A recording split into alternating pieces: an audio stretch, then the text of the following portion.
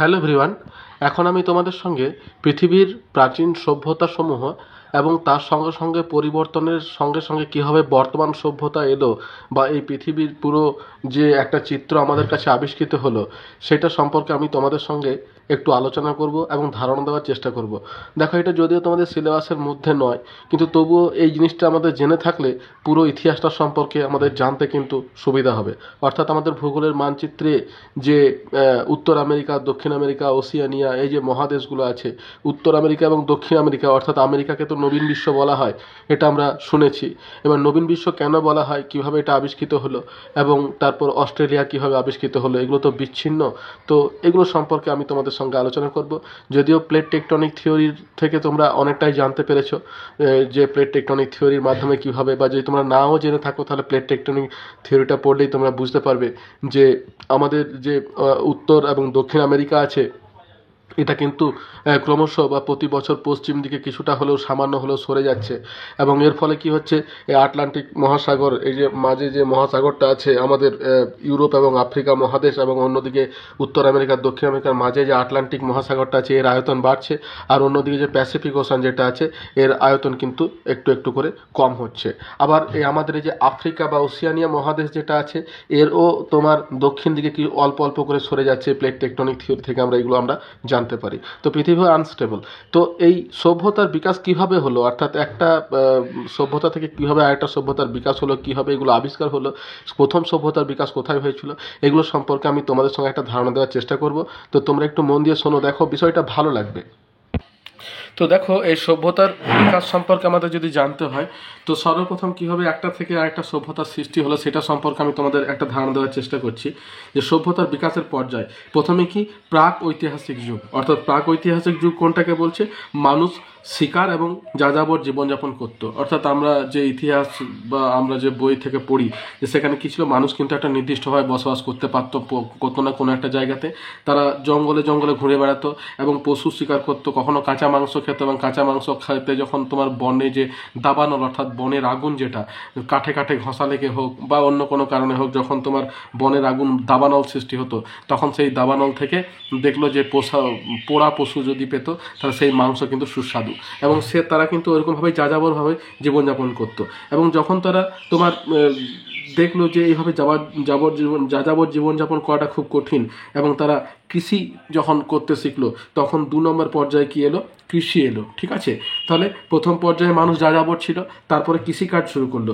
যখনই কৃষিকাজটা শুরু করলো, তখনই কিন্তু সে স্থায়ীভাবে বসবাস করতে শুরু করলো। দেখো, কৃষি বিপ্লব 2 নম্বর হচ্ছে তোমার কৃষি বিপ্লব। এখানে কী হচ্ছে, মানুষ স্থায়ীভাবে বসবাস করে কৃষিকাজ শুরু করলো। বুঝতে পেরেছো?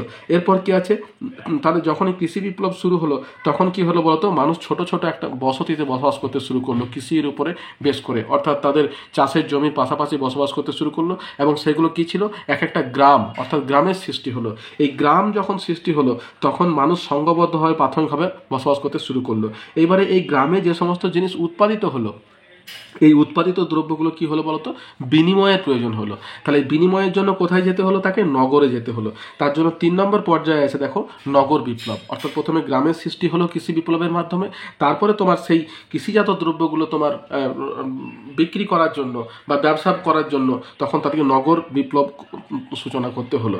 এখানে কি হলো, কারিগরি দক্ষতা, বাণিজ্য এবং সামাজিক শ্রেণীবিন্যাস শুরু হলো। তাহলে যখনই তারা তোমার এসে বিক্রি করতে শুরু করলো, তখনই শ্রেণীবিন্যাস শুরু হলো। অর্থাৎ যে চাষ করছে সে চাষি, যে কিনছে সে ব্যবসায়ী, তাদের কাছ থেকে যারা কিনছে তারা ধরো অন্য কোনো পেশায় যুক্ত থাকছে। অর্থাৎ কি হলো, তোমার একটা শ্রেণীবিন্যাস শুরু হলো। আবার ধরো কারিগরি দক্ষতা বলতে, অর্থাৎ কোনো একটা জিনিসকে তৈরি করা, কৃষিজাত দ্রব্য হোক, যন্ত্রপাতি হোক, এগুলো সবই কিন্তু তোমার তৈরি করার জন্য কারিগরি দক্ষতা বা মানুষের কোনো প্রয়োজনীয় জিনিসপত্র তৈরি করার জন্য কারিগরি দক্ষতার প্রয়োজন হলো। তাহলে দেখো নগর, এরপরে নগর হওয়ার পরে কি হলো, দেখো প্রাচীন সভ্যতা। অর্থাৎ কিছু কিছু সভ্যতা, প্রাচীন সভ্যতাগুলো বিকাশ লাভ করলো। যেমন তোমার মেসোপটেমিয়া সভ্যতা, সিন্ধু সভ্যতা, মিশরীয় সভ্যতা, চীন সভ্যতা। এই সময়ে তোমার লিখন পদ্ধতি, স্থাপত্য এবং উন্নত প্রযুক্তি দেখা যায়। তাহলে যখনই তোমার একটা সভ্যতা, অর্থাৎ এই শহর যখন তৈরি হলো তখন এই শহর কেন্দ্রিক কিছু কিছু সভ্যতার সৃষ্টি হলো। কি কি? মেসোপটেমিয়া সভ্যতা, সিন্ধু সভ্যতা, মিশরীয় সভ্যতা, চীন সভ্যতা। এই সভ্যতাগুলো সম্পর্কে আমি তোমাদের সঙ্গে আলোচনা করছি যে এই সভ্যতাগুলোর মধ্যে কোনটা সব থেকে প্রাচীন বা কোনটা থেকে আমরা কী কী শিখেছি, কোনটার গুরুত্ব সব থেকে বেশি। তো যাই হোক, এগুলো পরে আলোচনা করছি। তাহলে এই সমস্ত সভ্যতাগুলো হলো। এবার এই সভ্যতাগুলো আসার পরে কি হলো বলতো? ধ্রুপদী সভ্যতা, অর্থাৎ গ্রিক এবং রোমান সভ্যতার তোমার বিজ্ঞান, দর্শন এবং গণতন্ত্রের ক্ষেত্রে গুরুত্বপূর্ণ অবদান রাখে। তাহলে এই সভ্যতাগুলো কি হলো? মানুষকে শুধুমাত্র বাঁচতে শেখালো। বুঝতে পারছো কীভাবে বাঁচা যায়? চাকার আবিষ্কার, হ্যাঁ, তোমার ব্যবসা বাণিজ্য, বিভিন্ন যন্ত্রের আবিষ্কার। এরপরে কি হলো? এই ধ্রুপদী সভ্যতা, গ্রিস এবং রোমান সভ্যতা কি করলো? তোমার এই বিজ্ঞান এবং দর্শন এবং গণতন্ত্রের ক্ষেত্রে গুরুত্বপূর্ণ অবদান রাখলো। অর্থাৎ বিজ্ঞানের ধারণাটা কিন্তু এই ধ্রুপদী সভ্যতা থেকে শুরু হলো। সেটা কোথা থেকে শুরু হলো? গ্রিস এবং রোম থেকে। ঠিক আছে। এরপরে কি হলো দেখো? মধ্যযুগ, অর্থাৎ এই সময় কি হলো? ইউরোপের সামন্ততন্ত্র এবং খ্রিস্ট ধর্মের প্রসার ঘটে। তাহলে ইউরোপের সামন্ততন্ত্র মানে ইউরোপ, অর্থাৎ ইংল্যান্ড। বুঝতে পারছো? ইউরোপ মহাদেশে দেখো, আমরা এটা পৃথিবীর মানচিত্র, এই পৃথিবীর মানচিত্রে এই যে দেখো, এই যে বর্ডারটা দেওয়া আছে, এই বর্ডার থেকে এই দিকটা হচ্ছে তোমার ইউরোপ মহাদেশ। বুঝতে পারছো?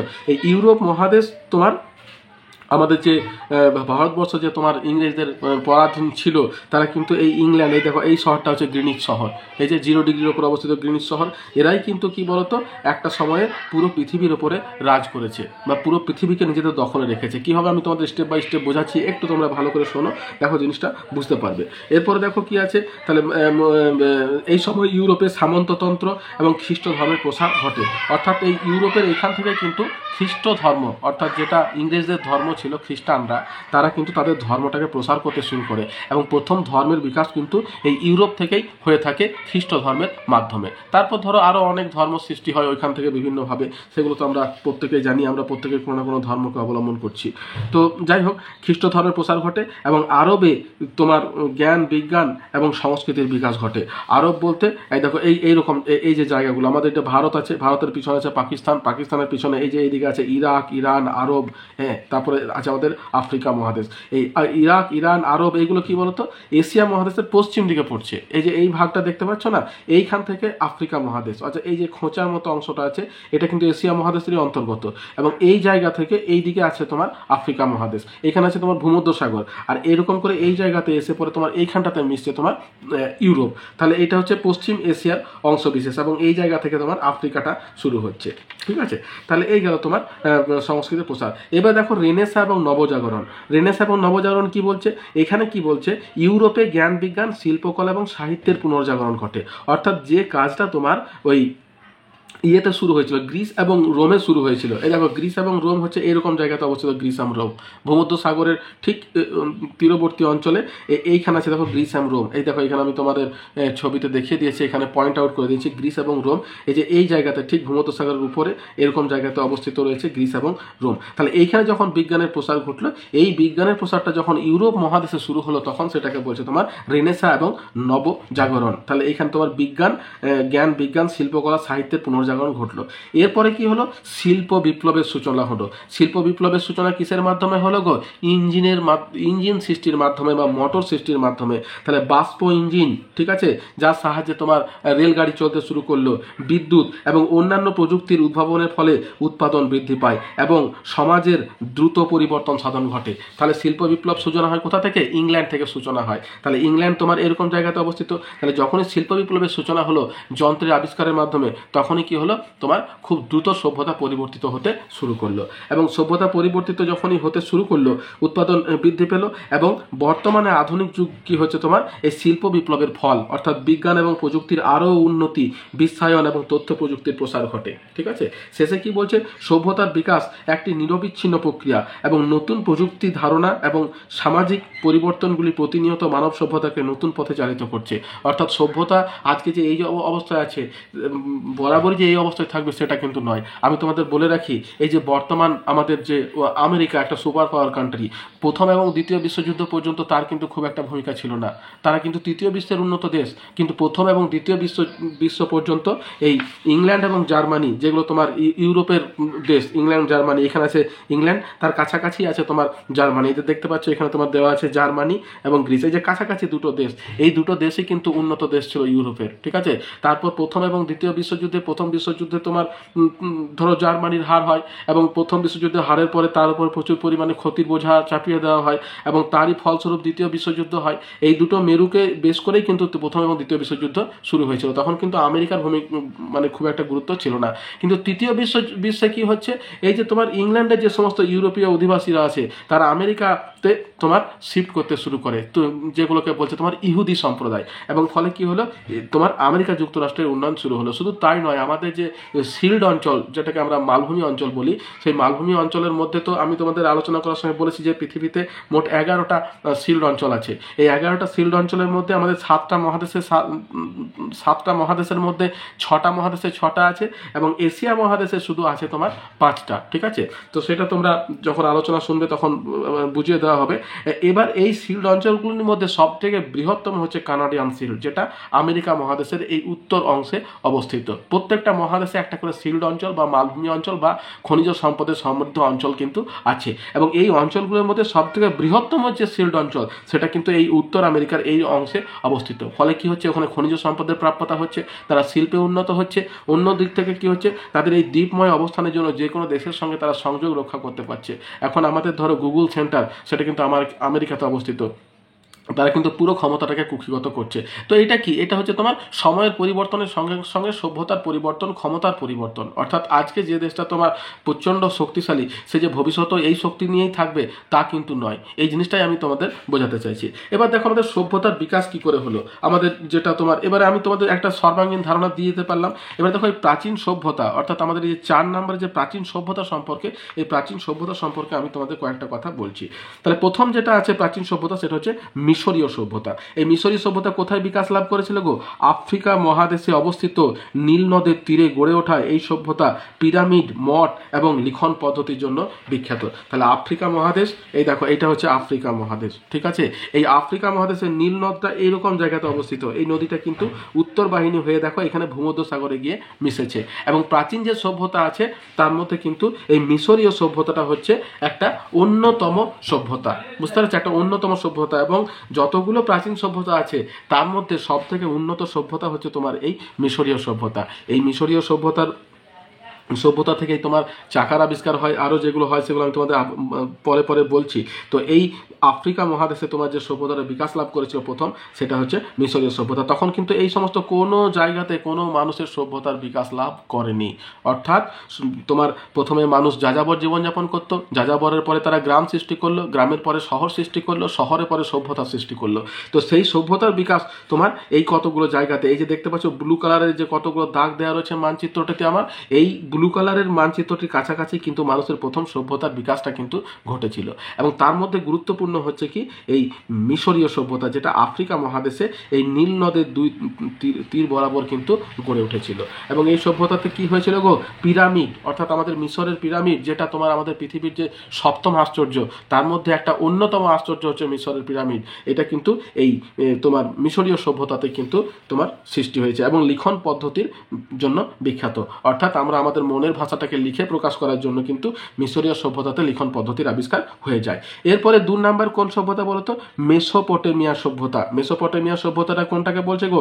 টাইগ্রিস ও ইউফ্রেটিস নদী দুটি পশ্চিম এশিয়ার প্রধান নদী ব্যবস্থা, যা তুরস্ক, সিরিয়া, ইরাক এবং কুয়েত সহ বেশ কয়েকটি দেশে বিস্তৃত। এই টাইগ্রিস এবং ইউফ্রেটিস নদী তীরে গড়ে ওঠে মেসোপটেমিয়া সভ্যতা। সুমেরীয়, ব্যাবিলনীয় এবং তোমার আসিরীয় সাম্রাজ্যের আবাস ছিল।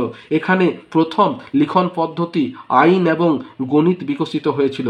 সুমেরীয় সভ্যতার অপর নাম হচ্ছে মেসোপটেমিয়া সভ্যতা। তাহলে সুমেরীয় সভ্যতার যেটাকে বলছে তারই অপর নাম হচ্ছে মেসোপটেমিয়া সভ্যতা। দেখো মেসোপটেমিয়া সভ্যতা, এই টাইগ্রিস ইউফ্রেটিস নদী, এই যে এইখানে দেখতে পাচ্ছ, তো দেখো তোমরা একটু ভালো করে মাইনিউটলি দেখো, এই জায়গাতে এই যে দুটো নদী দেখতে পাচ্ছ, এটা টাইগ্রিস এবং এটা ইউফ্রেটিস। এবং পৃথিবীর প্রাচীনতম সভ্যতা বলতে কিন্তু এই টাইগ্রিস ইউফ্রেটিস নদীকেই, সভ্যতাটাকে কিন্তু বোঝায়। দুটো সভ্যতা প্রাচীনতম, একটা হচ্ছে টাইগ্রিস ইউফ্রেটিস নদীর উপরে, আর একটা হচ্ছে তোমার সিন্ধু নদীর উপরে, যেটা আমাদের ভারতবর্ষে উৎপন্ন হয়ে পাকিস্তানের মধ্য দিয়ে প্রবাহিত হয়েছে। আর মিশরীয় সভ্যতাটা কিন্তু এর পরে, অর্থাৎ 3 নম্বরে। প্রথম যদি বলো, অর্থাৎ প্রাচীনতম সভ্যতা কিন্তু এই টাইগ্রিস ইউফ্রেটিস নদী তীরে অবস্থিত যে সভ্যতা অর্থাৎ তোমার এই মেসোপটেমিয়া সভ্যতাটা হচ্ছে তোমার প্রাচীনতম। এখানে 1 নম্বরে দেওয়া হয়েছে মিশরের সভ্যতা। তার কারণ কি? তার কারণ হচ্ছে এটা উন্নত, অর্থাৎ এই যে তোমার সভ্যতাগুলো আস্তে আস্তে তো উন্নত হয়েছে একটার পর একটা। তো মিশরীয় সভ্যতাটা হচ্ছে সব থেকে উন্নত, বুঝতে পেরেছো? তা মেসোপটেমিয়া সভ্যতাটা হচ্ছে প্রাচীনতম।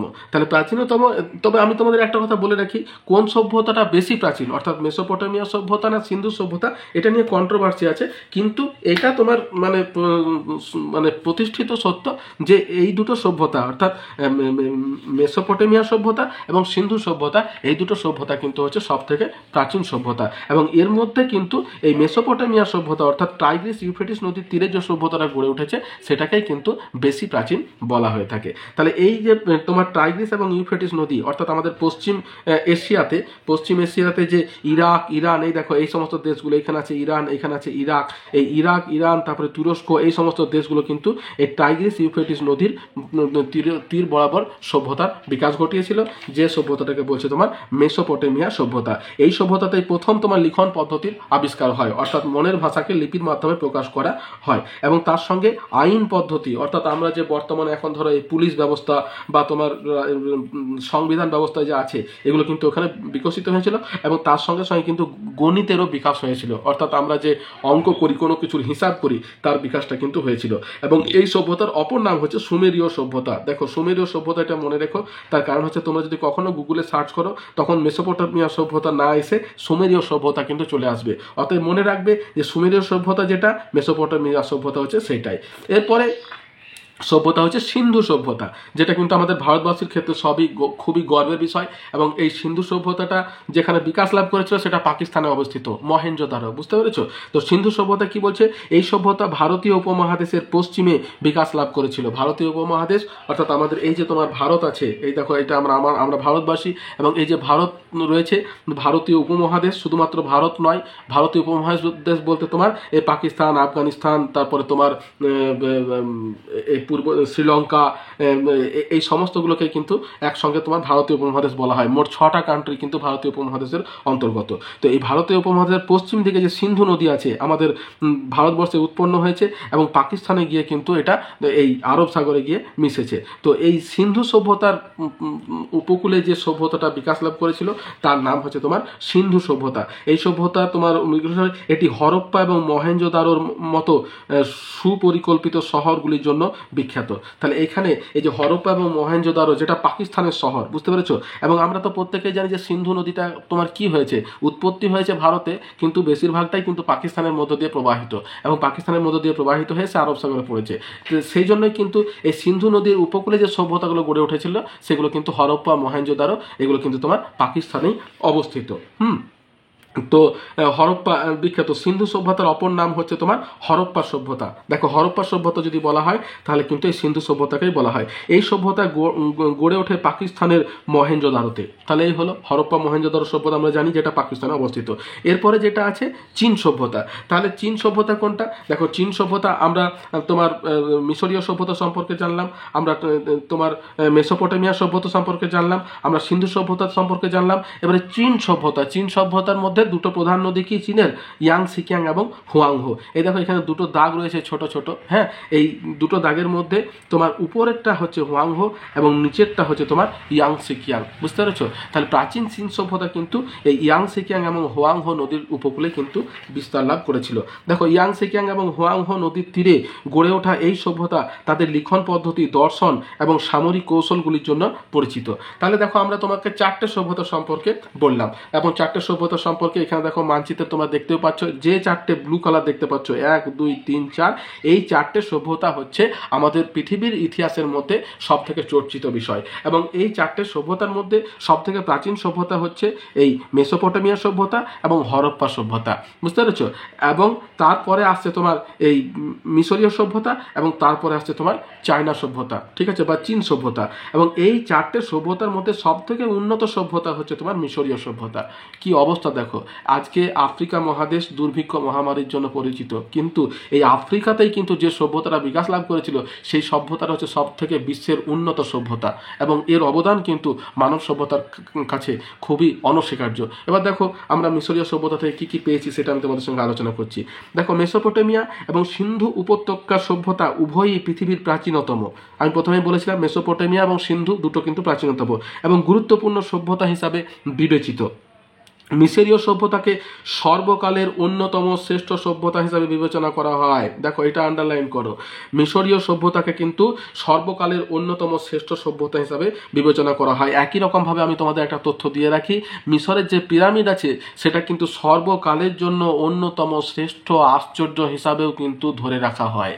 হ্যাঁ, ওটা কিন্তু একটা অন্য জায়গাতে আছে, অর্থাৎ পৃথিবীর সপ্তম আশ্চর্যের মধ্যে যে 6টা আছে তার যে 7টা আছে তার মধ্যে 6টা থেকে কিন্তু ওই একটা কিন্তু সর্বকালের জন্য আলাদা। হ্যাঁ, এর অন্যতম কারণ হলো নীল নদের তীরে এর অবস্থান, অর্থাৎ এই যে নীল নদটা দেখতে পাচ্ছ আফ্রিকা, অর্থাৎ পূর্ব আফ্রিকাতে এই যে আছে নীল নদ, এই নদীর তীরে এর অবস্থাটা হচ্ছে এর একটা অন্যতম কারণ, যা বিশ্বের দীর্ঘতম নদী। আমাদের বিশ্বের দীর্ঘতম নদী হচ্ছে তোমার নাইল। হ্যাঁ, মেসোপটেমিয়া সভ্যতার প্রথম চাকা আবিষ্কৃত হয়। তাহলে দেখো মেসোপটেমিয়া সভ্যতা কিন্তু আমাদের প্রথম যেটা দিল সেটা হচ্ছে চাকা। আমরা যে গাড়ির চাকা ব্যবহার করি এই চাকাটা কিন্তু তোমার ওই মিশরীয় সভ্যতাতে প্রথম আবিষ্কৃত হয়।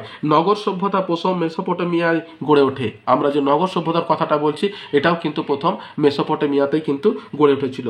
এবার দেখো জর্ডান নদীর পশ্চিম তীরে অবস্থিত জেরিকো বিশ্বের প্রাচীনতম শহর। তাহলে আমি যে শহরের কথা বললাম এই শহরটা কিন্তু এই তোমার জর্ডান, যেটা তোমার জেরিকো বিশ্বের প্রাচীনতম শহর, যা বর্তমানে ইসরায়েল সরকারের আওতাধীন। অর্থাৎ ওই যে ইরাক ইরান যে ইয়েগুলো আছে ওই ইসরায়েল সরকারের আওতাধীন হচ্ছে এই জেরিকো শহর, যেটা কি পৃথিবীর ইতিহাসের সব থেকে প্রাচীন শহর।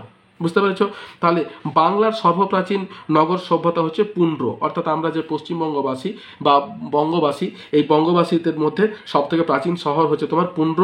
সম্রাট অশোকের রাজত্বকালে প্রাচীন পুন্ড্র রাজ্যের স্বাধীনতা বিলুপ্ত হয়, অর্থাৎ সম্রাট অশোক যেটা তোমার মারাঠা মহারাষ্ট্র মুম্বাইয়ের কাছাকাছি যেটা আছে আমাদের পশ্চিম ভারতে, সেই দিকে তোমার এই পুন্ড্র শহরটা অবস্থিত এবং সেটা কিন্তু সম্রাট অশোক সেটিকে দখল করে নেয় এবং তাদের স্বাধীনতাটা খর্ব করে। তাহলে দেখো আমি তোমাদের এই জিনিসটা বোঝাতে চাইছি যে আমাদের যে পুরনো বিশ্ব, হ্যাঁ আমাদের উত্তর আমেরিকা দক্ষিণ আমেরিকা হচ্ছে নতুন বিশ্ব, বুঝতে পারছো? কিন্তু পুরনো বিশ্ব যেটা সেটা কিন্তু আমাদের এই এশিয়া এবং ইউরোপের মধ্যেই কিন্তু সীমাবদ্ধ ছিল।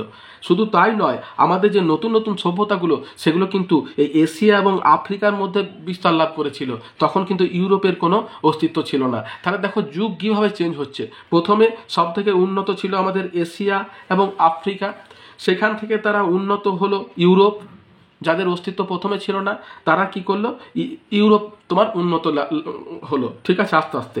অর্থাৎ তখন কি হলো এদের কিন্তু গুরুত্বটা আস্তে আস্তে হ্রাস পেলো এবং ইউরোপ ধীরে ধীরে উন্নত হলো এবং ইউরোপ এতটাই বেশি উন্নত হলো তারা কিন্তু পুরো বিশ্ব জুড়ে নিজেদের বিস্তার শুরু করলো। অর্থাৎ এমন একটা সময় ছিল যখন ইউরোপ অর্থাৎ ইংল্যান্ড জার্মানি এই যে দেশগুলো ছিল ইউরোপ মহাদেশে তারা কিন্তু পুরো বিশ্বকে নিজের কবজায় রেখেছিল। শুধুমাত্র ভারত নয়, তোমার উত্তর আমেরিকা দক্ষিণ আমেরিকা অস্ট্রেলিয়া আফ্রিকা সমস্তকে কিন্তু নিজেদের তোমার কবজায় রেখেছিল। তাহলে যখন এবার কি হলো, এখন কি হচ্ছে ইউরোপেরও কিন্তু গুরুত্বটা আস্তে আস্তে তোমার চলে যাচ্ছে। এখন উত্তর আমেরিকা দক্ষিণ অর্থাৎ আমেরিকা কিন্তু সুপার পাওয়ার কান্ট্রি, আর এইদিকে চায়না তোমার আস্তে আস্তে ডেভেলপ করছে। তাহলে আমরা এই জিনিসটা বুঝতে পারছি যে কিভাবে ইতিহাসের চাকা ঘুরছে, অর্থাৎ কোনো একটা সভ্যতা যে উন্নত অর্থাৎ কোনো একটা দেশ যে এখন উন্নত সে পরবর্তী সময়ে যে উন্নয়নশীল দেশের পর্যায়ে পড়বে না সেটা কিন্তু তোমার আমরা বলতে পারি না। তাহলে এবার দেখো কিভাবে পৃথিবীটা আবিষ্কার হলো। তাহলে আমরা তোমাদের আরও একবার জিনিসটা রিপিট করছি। তাহলে এই 4টে সভ্যতা প্রথমে বিকাশ লাভ করলো, এই 4টে সভ্যতা থেকে তোমার ইউরোপীয়রা বিকাশ লাভ করলো এবং ইউরোপীয়রা বিকাশ লাভ করার পরে কিন্তু তারা পুরো বিশ্বকে নিজেদের কবজায় অর্থাৎ এক এক করে আবিষ্কার করলো। কিভাবে এবার আমেরিকা আবিষ্কার করলো সেটা আমি তোমাদের বলি। নবীন বিশ্ব কেন বলা হচ্ছে আমেরিকাকে, তার কারণ হচ্ছে আমেরিকার কিন্তু কোনো অস্তিত্ব তোমার প্রথমে ছিল না, অর্থাৎ আমেরিকা বলে যে কোনো ভূখণ্ড আমাদের পৃথিবীর মধ্যে আছে এটা কিন্তু এই ইউরোপবাসীরা কিন্তু জানতো না। বুঝতে পেরেছো? এগুলো দ্বীপের মতো দেখো বিচ্ছিন্নভাবে অবস্থান করছে এবং এই ইউরোপবাসীরা বিভিন্ন দেশে নিজেদের ব্যবসা নিজেদের আধিপত্য কায়েম করতে গিয়ে কিন্তু এগুলোকে আবিষ্কার করেছে। কিভাবে আমি দেখো তোমাদের প্রথমে দেখাই। এবারে আমেরিকা উত্তর আমেরিকা অভিযান, দেখো এটা তোমার হচ্ছে উত্তর আমেরিকা এবং উত্তর আমেরিকা কিভাবে আবিষ্কার হলো। দেখো বলছে আজ থেকে প্রায় প্রায় 500 বছর আগে উত্তর আমেরিকা মহাদেশটির কথা মানুষের কাছে অজানা ছিল। তাহলে সভ্যতার সৃষ্টিতে তো বাদই দাও, আজ থেকে আমরা 2025-এর কথা যদি বলছি, তাহলে 500 বছর আগে কিন্তু উত্তর আমেরিকাকে কেউ চিনত না। ঠিক আছে, 1400 থেকে 1500 খ্রিস্টাব্দে ইউরোপীয় অধিবাসীগণ, তাহলে দেখো এই যে এখানটাতে আন্ডারলাইন করা আছে ইউরোপীয় অধিবাসীগণ। আমি তোমাদের বললাম সভ্যতার সৃষ্টিতে ইউরোপীয়দের কিন্তু কোনো ভূমিকা ছিল না, কিন্তু সভ্যতার সৃষ্টি হওয়ার পরে ইউরোপীয়রা আস্তে আস্তে উন্নতি লাভ করলো। তাহলে ইউরোপীয় অধিবাসীগণ নতুন দেশের সন্ধানে পৃথিবীর বিভিন্ন প্রান্তে অভিযান শুরু করে। 1492 খ্রিস্টাব্দে ইতালির নাবিক ক্রিস্টোফার কলম্বাস ইউরোপ থেকে ভারতে আসার জলপথ আবিষ্কার করতে গিয়ে বর্তমান উত্তর আমেরিকা মহাদেশের পূর্ব দিকের দ্বীপপুঞ্জে উপস্থিত হয়। বুঝতে পারছো? তাহলে তাহলে ভারতে আসার জলপথ আবিষ্কার করতে গিয়ে তারা ভারতের কথা জানতো, তার কারণ ভারতের সিন্ধু সভ্যতা থেকেই তারা কিন্তু তথ্য সংগ্রহ করেছিল। ঠিক আছে, তাহলে তারা ভারতকে জলপথে কিভাবে যাওয়া যায় সেই জলপথ আবিষ্কার করতে গিয়ে তারা কিন্তু কি হলো, আমেরিকা মহাদেশের পূর্ব দিকের দ্বীপপুঞ্জে তারা উপস্থিত হয়ে গেল। অর্থাৎ দেখো এই দিকে যখন তোরা এই যে ধরো এটা হচ্ছে ইউরোপ, এবং এই ইউরোপ থেকে যখন তারা এই পথে অর্থাৎ এই আটলান্টিক মহাসাগর বেয়ে যখন ভারতের দিকে আসবে, তখন কি করলো, এই দ্বীপপুঞ্জগুলো যেগুলো আছে এইগুলোতে এসে তারা উপস্থিত হয়ে যায় এবং তারা ভাবে যে এটাই ভারত। কিন্তু পরবর্তী সময়ে কি দেখলো গো, পরবর্তী সময়ে দ্বীপপুঞ্জ বলে মনে করে, পরবর্তী সময়ে 1501 খ্রিস্টাব্দে আমেরিকো ভেসপুচি নামে আর এক পর্তুগিজ নাবিক কলম্বাসের পথ অনুসরণ করে উত্তর আমেরিকা মহাদেশের মূল ভূখণ্ডে এসে উপস্থিত হন। তাহলে তোমার এই যে প্রথম যে এসেছিল কলম্বাস, সে কিন্তু আমেরিকাকে পুরো আবিষ্কার করেনি, সে জাস্ট দ্বীপগুলো দেখে চলে গিয়েছিল এবং বলেছিল যে ওখানে আমরা দ্বীপ পেয়েছি, মানে তা আরও কোনো তোমার দেশ কিন্তু সেখানে থাকতে পারে। পরে তাহলে আমেরিকা ভেসপুচি আবার চলে এলো এবং সে কিন্তু উত্তর আমেরিকাতে মূল ভূখণ্ডে এসে তিনি উপস্থিত হন। তিনি তখন অনুভব করেন যে এটা ভারতবর্ষ নয়, এটা একটা অজানা ভূখণ্ড। তাহলে এটা একটা অজানা ভূখণ্ড। তিনি তার নিজের নাম অনুসারেই এই মহাদেশের নামকরণ করেন আমেরিকা মহাদেশ। পরিষ্কার হয়েছে? তাহলে এই হচ্ছে তোমার আমেরিকা মহাদেশের গল্প। ইউরোপীয়রা ভারতে আসতে গিয়ে আমেরিকার আবিষ্কার করেন। ঠিক আছে, এরপরে দেখো উত্তর আমেরিকার কথা আমরা জানলাম, এবারে আমরা জানবো দক্ষিণ আমেরিকার সম্পর্কে, অর্থাৎ দক্ষিণ আমেরিকাটা কি করে আবিষ্কার হলো। দক্ষিণ আমেরিকা কি বলছে, বলছে দক্ষিণ আমেরিকা, মধ্য আমেরিকা, মেক্সিকো এবং ক্যারিবিয়ান দ্বীপপুঞ্জকে একসঙ্গে লাতিন আমেরিকা বলা হয়। তাহলে এটা হচ্ছে লাতিন আমেরিকা, অর্থাৎ পুরো দক্ষিণ আমেরিকা শুধু নয়, এগুলো সব একসঙ্গে কিন্তু তোমার লাতিন আমেরিকা নামে পরিচিত। 16 শতাব্দীর প্রথম দিকে ইউরোপীয় অধিবাসীরা, দেখো এখানেও কিন্তু ইউরোপীয় অধিবাসীরা, বুঝতে পেরেছ, দক্ষিণ আমেরিকায় বসবাস শুরু করে। তারা কিন্তু বিশ্বের কোনো জায়গায় ছাড়বে না। উত্তর আমেরিকাতেও বসবাস শুরু করলো, এবারে দক্ষিণ আমেরিকাতে বসবাস শুরু করলো। এদের মধ্যে স্প্যানিশ, পর্তুগিজ, ফরাসি, ইতালিয়ানরা ছিল প্রধান। অর্থাৎ এই সমস্ত, অর্থাৎ ইউরোপের মধ্যে এই সমস্ত যে জাতিরা আছে তারা কিন্তু ছিল প্রধান। তাই এই অঞ্চলগুলিতে ইউরোপীয় ভাষার প্রভাব দেখা যায়। এখানকার ভাষাগুলি মূলত প্রাচীন ভাষা ল্যাটিন থেকেই সৃষ্টি। বর্তমানেও এই ভাষাগুলির মধ্যে আমেরিকা এবং দক্ষিণ আমেরিকার দেশগুলিতে প্রচলিত আছে, তাই এই অঞ্চলকে লাতিন আমেরিকা বলা হয়। ঠিক আছে, তাহলে এটা গেল তোমার দক্ষিণ আমেরিকার আবিষ্কার। এরপরে দেখো আমাদের কি আছে, আমাদের ওশিয়ানিয়া। ঠিক আছে, ওশিয়ানিয়া মহাদেশ যেটা, যার সব থেকে বড় ভূখণ্ড হচ্ছে তোমার আমাদের অস্ট্রেলিয়া, এবং অস্ট্রেলিয়ার সঙ্গে সঙ্গে আরও অনেকগুলো তোমার দ্বীপ আছে, অনেক দ্বীপ, এবং সেগুলো সম্পর্কে আমরা এবার দেখো কীভাবে আবিষ্কার হলো। বলছে ইউরোপীয়দের অভিযানের আগে, দেখো ইউরোপীয়রা, আবার ইউরোপীয় কথাটা ব্যবহার হচ্ছে, অভিযানের আগে ওশিয়ানিয়ার দ্বীপগুলিতে বসবাস করতো বিভিন্ন অধিবাসীরা। অর্থাৎ ধরো ওইখানে স্বাভাবিক নিয়মে কিছু অধিবাসী বসবাস করতো, যেমন অস্ট্রেলিয়ান, রিজিওনাল, নিউজিল্যান্ড, মাউরি। 16 শতাব্দীর ফার্দিনান্দ ম্যাগেলান তার বিখ্যাত পৃথিবী পরিভ্রমণের সময় ম্যারিনাস সহ কয়েকটি দ্বীপের সন্ধান পান। 1644 সালে ডাচ নাবিক Abel Tasman Australia, New Zealand, Tonga, Fiji দ্বীপপুঞ্জে পৌঁছান। 1770 সালে জেমস কুক অস্ট্রেলিয়ার পূর্ব উপকূলে, সিডনি যেটাকে বলছে, ও প্রশান্ত মহাসাগরের বিভিন্ন দ্বীপে পা রাখেন।